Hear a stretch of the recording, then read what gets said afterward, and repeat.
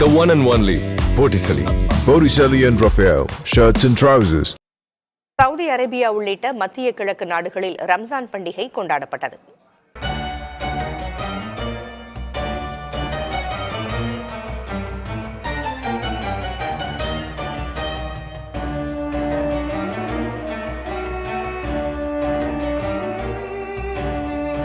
இஸ்லாமியர்களின் ஒரு மாத நோன்பு காலம் முடிவுக்கு வந்திருக்கும் நிலையில் பல்வேறு நாடுகளில் ரம்ஜான் பண்டிகை களை கட்டியது.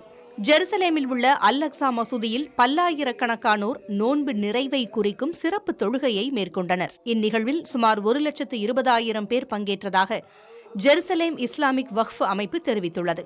மிகவும் பழமையான இந்த அல் அக்ஸா மசூதி இஸ்லாமியர்களின் 3வது முக்கியமான வழிபாட்டு தலமாக கருதப்படுகிறது.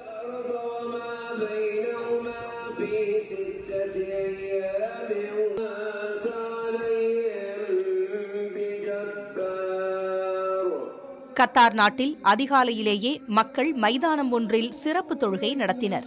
இந்த மைதானத்தில்தான் உலகக்கோப்பை கால்பந்து போட்டிகள் நடைபெற்றிருந்தது குறிப்பிடத்தக்கது.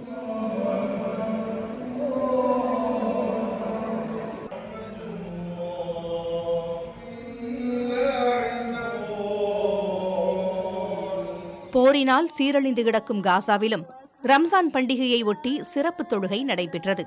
ஜபாலியா பகுதியில் கடுமையாக சேதமடைந்துள்ள குலாஃபா மசூதி அருகே இருந்து பலர் தொழுகை நடத்தினர்.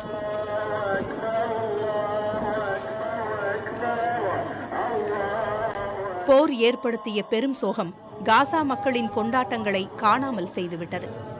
பலரும் தங்கள் உறவுகளை இழந்த நிலையில், பசி தீர்க்கவும் வழியில்லாத நிலையில், உயிர் வாழ்வதே போராட்டமாகியுள்ள நிலையில் தங்கள் கடமையை கனத்த மனதுடன் செய்தனர்.